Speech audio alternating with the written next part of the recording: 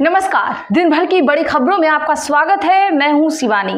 आज की खबरों में बात होगी भाजपा से आगे निकली कॉकरोच पार्टी, पॉपुलैरिटी से बौखलाई मोदी सरकार, एक्स अकाउंट बैन की। मुहिम मायावती ने कांग्रेस नेताओं को गेट से लौटाया, चुपके से क्यों पहुंचे थे?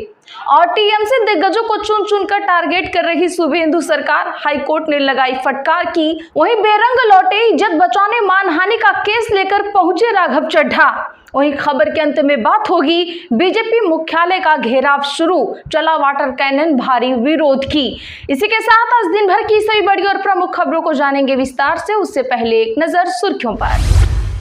तमिलनाडु में कांग्रेस विधायक ने शपथ में राहुल गांधी जिंदाबाद कहा, गवर्नर ने टोका, बोले ये शपथ का हिस्सा नहीं। विजय कैबिनेट में 23 मंत्री हुए शामिल।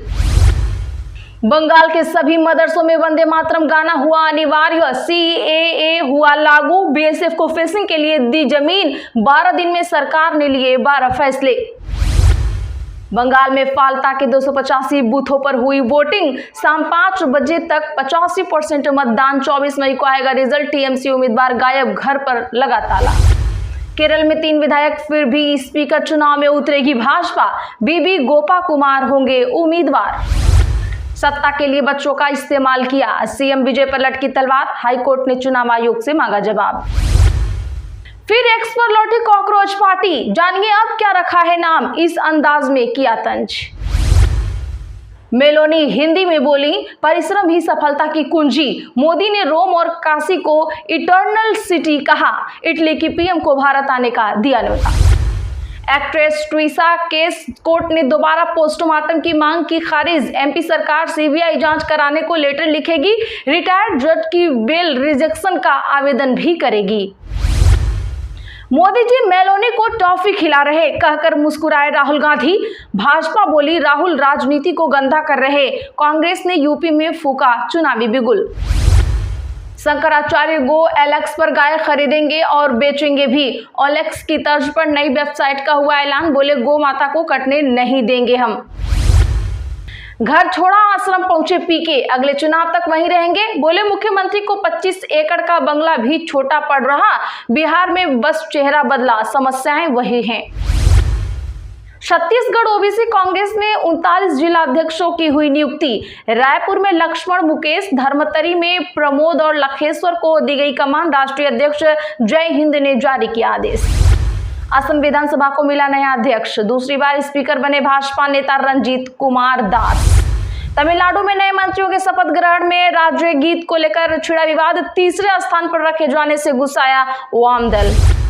पुलवामा कांड में शामिल आतंकी हमजा बुरहान को मारा गया, पोक में अज्ञात हमलावरों ने गोली मारी, हमजा कश्मीर का रहने वाला, वीजा पर पाकिस्तान गया।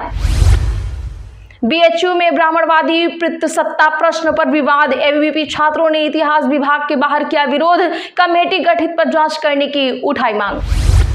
विजय की कैबिनेट में शामिल होंगे इंडियन यूनियन मुस्लिम लीग, वीसीके के विधायक भी बनेंगे मंत्री। ईरान जंग पर ट्रंप नेतन्याहू में टकराव, अमेरिका डील चाहता है, इजराइल बोला हमला नहीं रुकना चाहिए, ऐसा किया तो गलती होगी। वायरल गर्ल मोनालिसा बोली ओरिजिनल बर्थ सर्टिफिकेट बदला गया, इंदौर हाईकोर्ट में लगाई याचिका, खुद को बताया बालिग, कहा साजिश करना बालिग दिखाया गया। सेंसेक्स 135 अंक गिरकर 75,183 पर हुआ बंद, निफ्टी 4 अंक हुआ कमजोर, आईटी और एफएमसीएच शेयर्स में ज्यादा रही बिकवाली। चलिए जानते हैं बड़ी और प्रमुख खबरों को विस्तार से। उससे पहले वीडियो को लाइक करें, साथ ही आपसे रिक्वेस्ट, खबरों को आखिर तक जरूर देखें। कॉकरोच जनता पार्टी का एक्स अकाउंट ब्लॉक, इंस्टाग्राम पर 6 दिन में 1.5 करोड़ फॉलोअर्स। जी हां, बता दें कि 6 दिन पहले कॉकरोच जनता पार्टी के इंस्टाग्राम पर आज शाम 5 बजे तक 1.5 करोड़ से ज्यादा फॉलोअर्स हो गए हैं। यह देश की किसी भी पॉलिटिकल पार्टी से ज्यादा है। इंस्टाग्राम पर कांग्रेस के 1 करोड़ 33 लाख, भाजपा के 87 लाख, आप के 19 लाख और सीपीआईएम के 2,35,000 फॉलोअर्स हैं। जय सूर्यकांत के कॉकरोच वाले बयान के विरोध में बनी इस पार्टी के एक्स पर भी 1,93,000 से भी ज्यादा फॉलोअर्स हो चुके थे। हालांकि एक्स अकाउंट आज करीब 12 बजे ब्लॉक हो गया। सीजेपी फाउंडर अभिजीत दीपिके ने कहा कि जैसी आशंका थी वैसा ही हुआ। सीजेपी का एक्स अकाउंट भारत में बैन कर दिया गया है। एक्स के मुताबिक उसने भारत में स्थानीय नियमों, कोर्ट के आदेश या कानूनी शिकायत के आधार पर कार्रवाई की है। 15 मई को जय सूर्यकांत ने एक मामले की सुनवाई के दौरान कुछ बेरोजगार युवाओं की तुलना कॉकरोच से की थी। इसके एक दिन बाद सीजेपी पार्टी बनाई गई थी।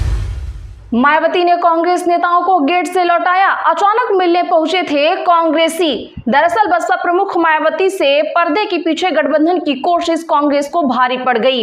आज कांग्रेस अनुसूचित विभाग के राष्ट्रीय अध्यक्ष राजेंद्र पाल गौतम, सांसद तनुज पुनिया समेत अन्य नेता अचानक मायावती से मिलने पहुंचे। हालांकि मायावती ने मुलाकात नहीं की, उन्हें गेट से लौटा दिया। बसपा प्रमुख के आवास से खाली हाथ लौटना यूपी की सियासत में तूफान खड़ा कर गया। खुद कांग्रेस सांसद इमरान मसूद ने अपने नेताओं को खरी खोटी सुनाई। कहा कि राजनीति में मेल मुलाकात का मैं पक्षधर हूं, लेकिन इस तरह बिना अपॉइंटमेंट के मिलने पहुंचना गलत था। क्या कांग्रेस सपा को छोड़कर यूपी में बसपा से गठबंधन की संभावना तलाश रही है? सपा प्रमुख अखिलेश यादव की जीत की गारंटी वाली सीट देने वाले फॉर्मूले पर इमरान मसूद ने बंगाल का उदाहरण क्यों दिया? सूत्रों की माने तो करीब 10 मिनट तक कांग्रेस नेता गेट पर इंतजार करते रहे। फिर अंदर से मैसेज आया कि बहन जी बिजी हैं, अभी मीटिंग नहीं हो पाएगी। इसके बाद कांग्रेस नेता नाम और मोबाइल नंबर देकर वापस लौट गए। लेकिन कांग्रेस नेताओं की इस मुलाकात की कोशिश की तस्वीरें वायरल हो रही हैं। इसके बाद सियासत में खलबली मच गई है। इस मुलाकात के सियासी मायने निकाले जाने लगे हैं। खबर फैली है कि कांग्रेस यूपी विधानसभा चुनाव में सपा को छोड़कर बसपा के साथ गठबंधन की संभावनाएं तलाश रही हैं। ममता बनर्जी के विधायक पर एक ही दिन में ठोक दी 6 एफआईआर। हरकत में आया हाईकोर्ट, अभिषेक बनर्जी को भी बड़ी राहत। ममता बनर्जी की तृणमूल कांग्रेस के विधायक परेश रामदास को कलकत्ता हाईकोर्ट से बड़ी राहत मिली है। अदालत ने आज पश्चिम बंगाल पुलिस को निर्देश दिया है कि वह टीएमसी विधायक के खिलाफ कोई भी दंडात्मक कार्रवाई न करें।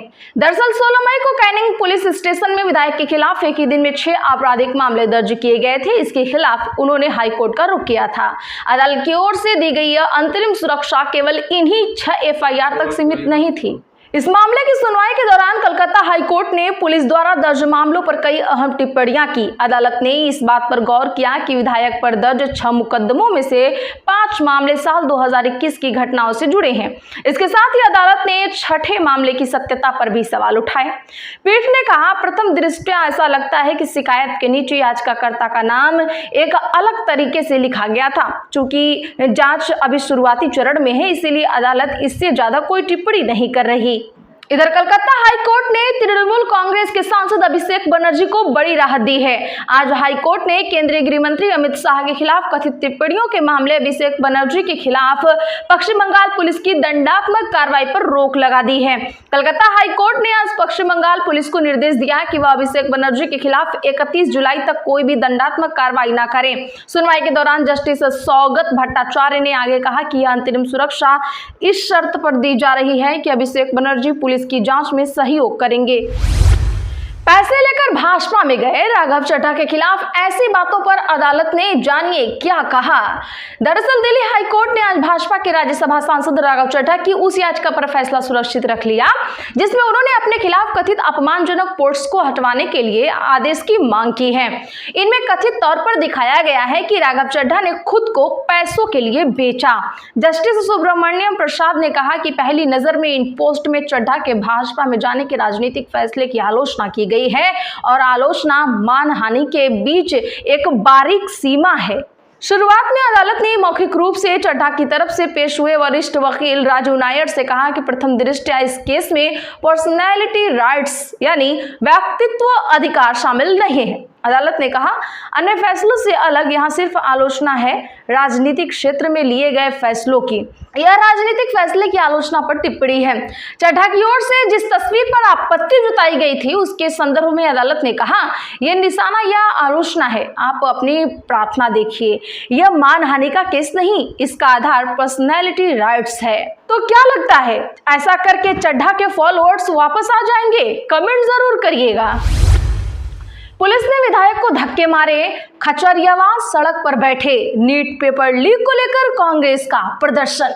जयपुर में आज नीट पेपर लीक के खिलाफ प्रदर्शन के दौरान कांग्रेस कार्यकर्ताओं और पुलिस के बीच धक्का मुक्की हो गई। पुलिस ने वाटर कैनन चलाकर बैरिकेड्स पर चढ़ रहे कार्यकर्ताओं को रोका। इस दौरान शहीद स्मारक पर कांग्रेस प्रदेशाध्यक्ष गोविंद सिंह डोटासरा को कार्यकर्ताओं ने कंधे पर बिठा लिया।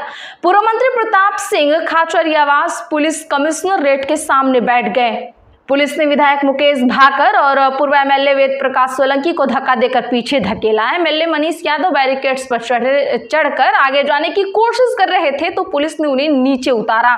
दरअसल बता दें कि डोटासरा के नेतृत्व में कांग्रेस नेता और कार्यकर्ताओं ने बीजेपी मुख्यालय का घेराव करने के लिए कूच किया था। कार्यकर्ता कांग्रेस के प्रदेश मुख्यालय से पैदल मार्च कर शहीद स्मारक तक पहुंचे थे। यहाँ पुलिस ने उन्हें रोक दिया।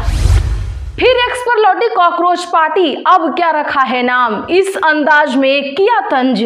जी हां, बता दें कि कॉकरोच जनता पार्टी फिर से एक्स पर लौट आई है। हालांकि उसने अपना नाम बदल लिया है लेकिन डीपी में कॉकरोच जनता पार्टी ही लिखा हुआ है। इस बार अकाउंट का नाम कॉकरोच इज बैक रखा गया है। खुद को कॉकरोच जनता पार्टी का फाउंडर बताने वाले अभिजीत दीपिके ने खुद इसके बारे में पोस्ट किया है।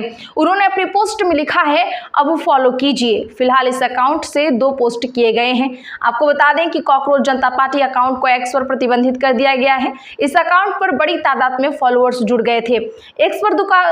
एक्स पर दोबारा अकाउंट बनाते ही कॉकरोच पार्टी ने तंज कसना भी शुरू कर दिया है। पहली पोस्ट में कॉकरोच इस बैग की फोटो लगाकर लिखा गया है कि आपने क्या सोचा था, हमसे छुटकारा पा लेंगे।